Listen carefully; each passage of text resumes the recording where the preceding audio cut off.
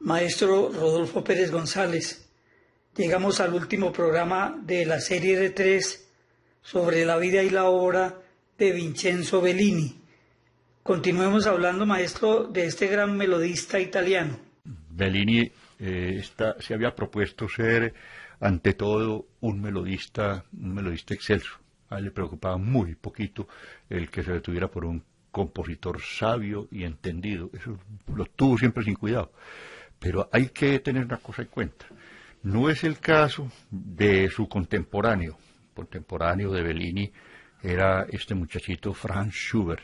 Franz Schubert estaba produciendo de todo. Es decir, Franz Schubert escribió muchas más óperas. Yo creo que escribió más óperas que Bellini, aunque ninguna de ellas sirvió para nada. Pero no sirvió para nada por culpa de los poetas estúpidos que le hacían los libretos. Kotzebue, entre otros, que son más brutos que el diablo. Unos caballos. Pero el hecho es que Schubert era un melodista excepcional también. Y Schubert tuvo su campo, el campo de la canción, el lead íntimo, así, lírico, bellísimo, en el que era absolutamente incomparable. Y curiosamente vivieron poco tiempo ambos. Muy poquito. Bellini y sí. Schubert. A ver, cuando nació Bellini, Schubert tenía 4 años. 4 años tenía. Y Schubert sí se murió primero. Schubert murió en el 31 y está en el 35. En el 35, murió 4 años antes. Es decir, hay que rebajar de la vida de Bellini, hay que sacarle mucho a Schubert. Pero son contemporáneos, absolutamente contemporáneos. Pero son dos melodistas de dos tipos muy diferentes. El melodista Schubert es algo así como una fuente que fluye permanentemente, sin agotarse nunca, y a veces crece, se desborda, es transparente, siempre es maravillosa. A Bellini no le ocurría lo mismo. Bellini tenía dificultades con la melodía, ahora tenía un sentido de exigencia muy alto, y se da como ejemplo de ese, ese trabajo por perfeccionar sus momentos melódicos. Hay una famosísima, archifamosa aria, yo creo que si se busca alguna, es la más famosa de todas, Casta Diva. Esa aria de Norma, pues que es uno de esos momentos estelares dentro de la historia de la ópera, de los momentos más bellos. Esa obra fue escrita 8 veces. Y dice, pero 8 veces, ¿por qué? 8 veces, estaba buscando eso. Y uno encuentra que esa melodía fluye con una naturalidad, con una sencillez, y con es decir, y que hace un rastro profundo en el alma, se emociona realmente. Esta obra fue escrita 8 veces, y esas 8 veces serían comparables también por ejemplo, el Lasci darem la mano de la ópera Don Giovanni de Mozart, que uno la oye tan espontánea, y fue escrita 6 veces. 6 veces, ¿por qué? Pues porque había que buscar una cosa que les satisficiera a los cantantes y que estuviera de acuerdo con todo el fluir de la obra. Después de este momento, estamos hablando del Pirata, es en el año 1829, 2 años después, se estrenó en Milán una ópera que se llamó La extranjera, La extraniera. Esta obra, pues tal vez no tuvo así uno de esos éxitos tan rotundos y tan ruidosos, pero fue éxito. Y ese éxito de La extraniera, pues casi que determinó que iba a ser un éxito largo. A veces el éxito es una explosión. Es una cosa en la que influyen mucho ciertos histerismos, estas histerias colectivas. De pronto la gente se emociona por cualquier cosa y aplauden, y a los 15 días no quieren saber nada de eso. La extranjera tuvo un éxito de ese estilo. Fue una obra manejada, pues que tuvo un éxito limitado, pero también influyó, creo yo, en el fenómeno fue el reparto. El reparto de La extranjera, pues al fin y al cabo estábamos hablando del empresario rico y poderoso. Que manejaba las voces. Sí, el dueño del tiple, pues, que era el que sabía todo este señor le hizo un reparto, pues, en el que incluyó prácticamente a todos los grandes cantantes de la época. El reparto que así como estuvieron estos muchachos de la Grisi, Rubini, que es uno de esos tipos Es que son nombres muy difíciles de que hayan perdurado, porque esos no se tiene una grabación ni nada que se le parezca. Tamburini, por ejemplo, y La Blache son de esos nombres que se mientan siempre en las grandes presentaciones de ópera, como los genios pues de la época. Después de este dudoso o este limitadísimo triunfo de la extranjera, en el año 1829 vino otro, en el mismo año, que fue Zaira. Zaira fue estrenada en Parma, ya como un poquito salida del foco de la gran ópera que era, pues Parma era una ciudad muy importante, de todas maneras no era ningún rastrojo, pues, sino era una ópera de buena consideración, pero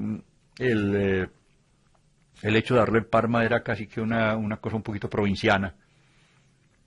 Tampoco tuvo mucho éxito. Zaira pasó sin pena ni gloria.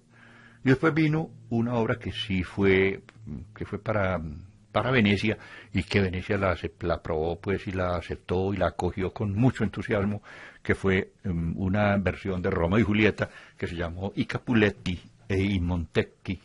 Esa obra, los Capuletos y los Montescos, se dio en el año 1830 en Venecia.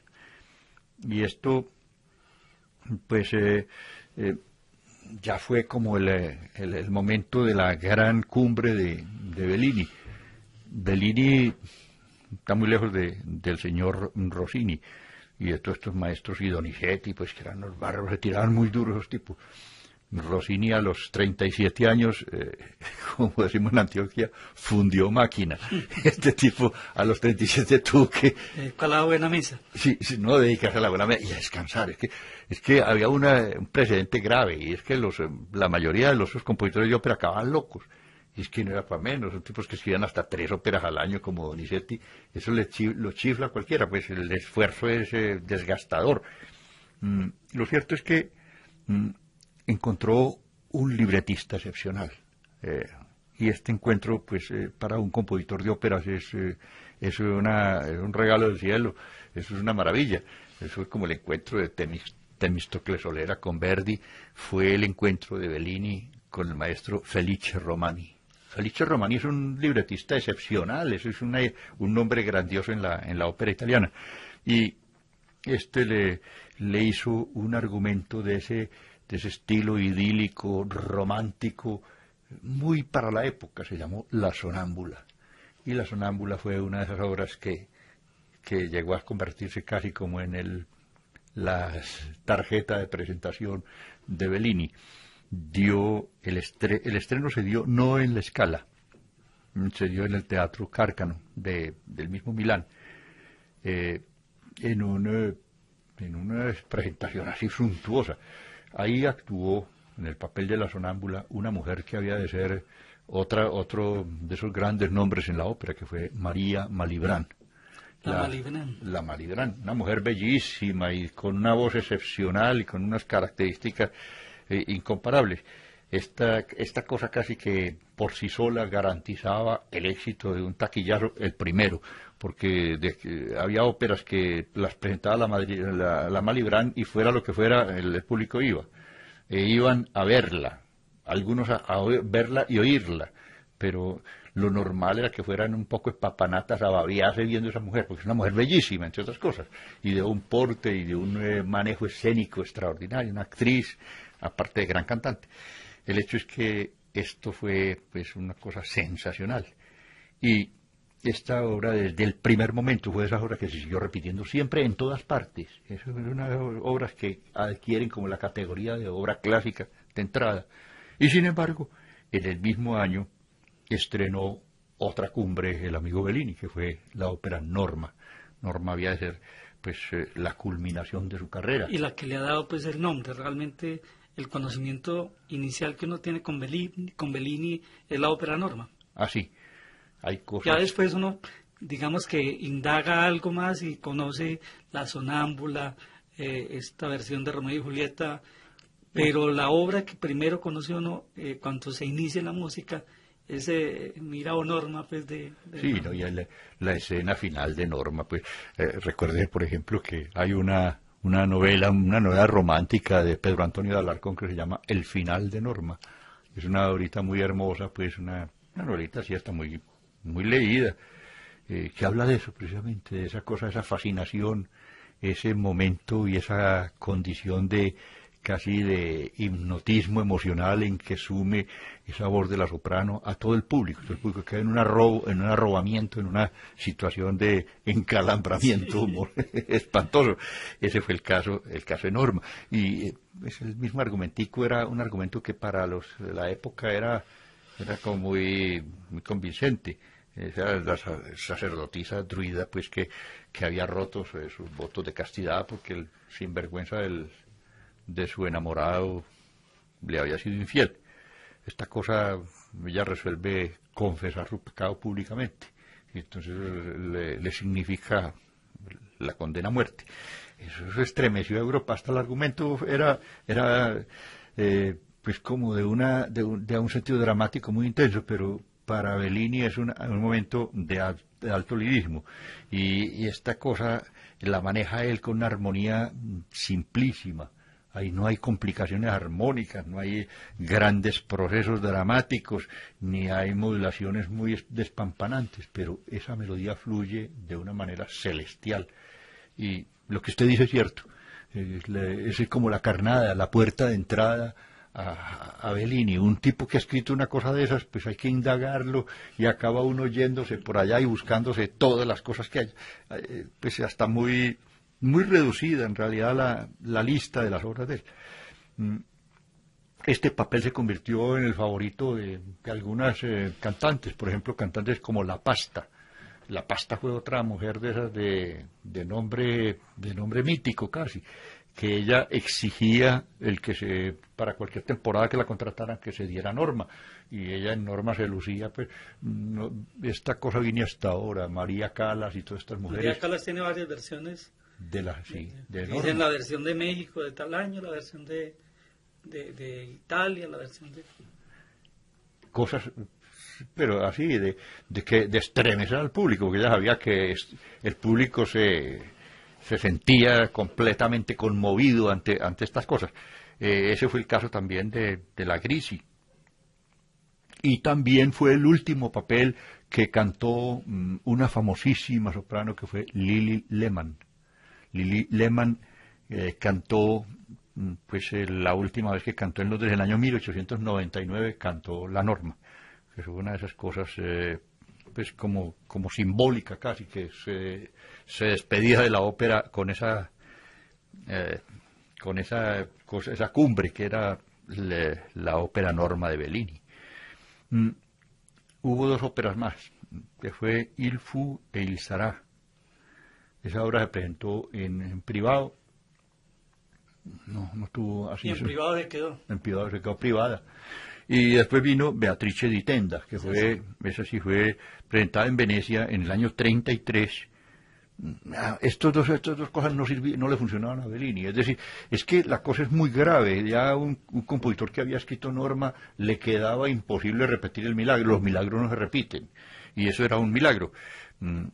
Estuvo un tiempo en París, en el año 1833, era en esa época pues el que mandaba por la chicha al puente, el nombre supremo de la música en París era Rossini.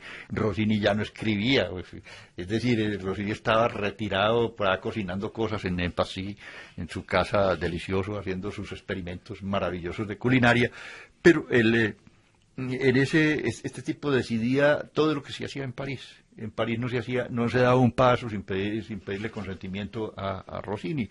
Y entonces hubo algunas cosas en las que Bellini sospechó que Rossini le estaba entrabando la cosa. Yo creo que fue una prevención injusta. Rossini no era... Pues Rossini al fin y al cabo entre los italianos se tiraban muy duro, pero no fue mal, el comportamiento de él no fue contra Bellini, todo lo contrario.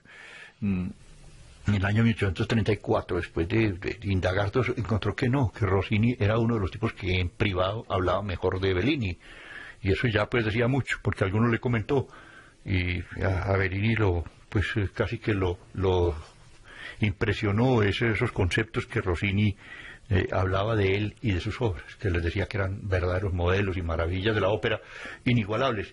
Decir esto, Rossini, no es una cosa barata. El elogio de Rossini, yo creo que en la ópera es un elogio que valía mucho más. Yo creo que valía más el elogio de Rossini que el de Wagner, pues, el de Berlioz, que no, siendo ambos muy grandes nombres dentro de la música, el reconocimiento de Rossini era una cosa que tenía mucha significación para Bellini y para cualquier compositor de ópera.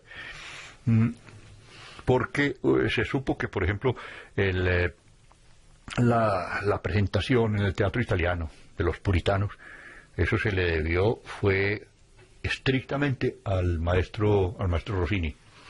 Rossini hizo quitar hay cosas y todo, yo 24, a ver, que esto no lo han programado usted y lo tiene que programar, y nadie, pues todos se pusieron firmes, hay que presentar, y Puritani es una orden de Rossini, y hombre, una orden de Rossini que deslumbró a París. París se quedó fascinado, no conocían el Puritani, conocían Norma.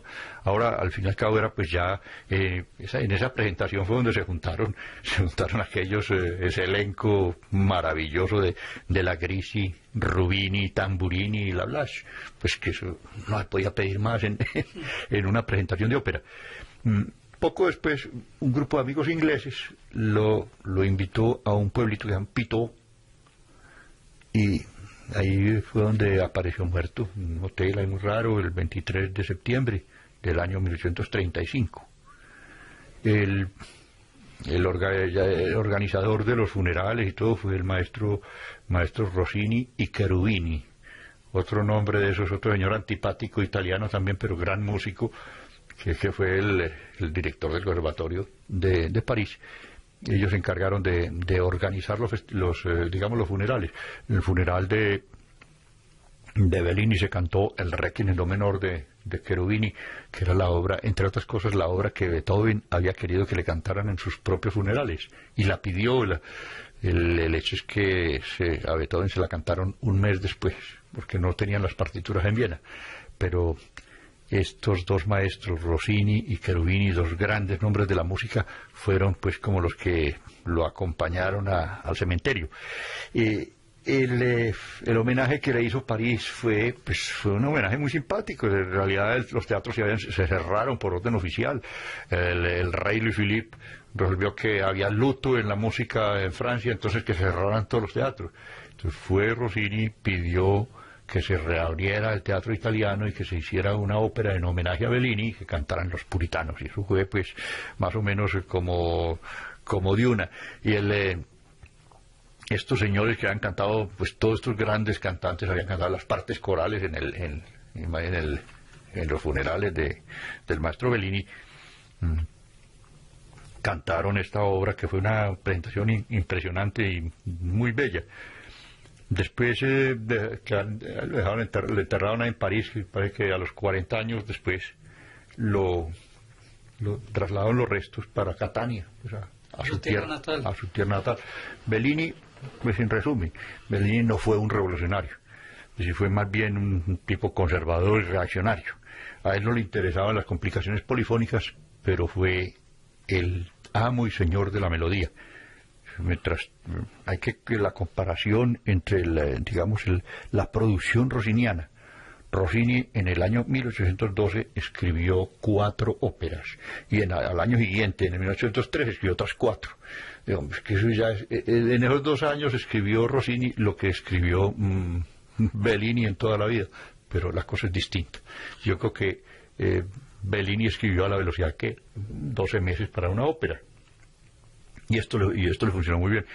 Hoy por hoy tenemos tal vez 3 o 4 óperas que son el recuerdo de Bellini, y creo que muy poquitos ejemplos de música instrumental. Eso es lo que nos quedó de Bellini, pero un recuerdo muy bello. Los compositores y su música. Hoy, el compositor italiano Vincenzo Bellini.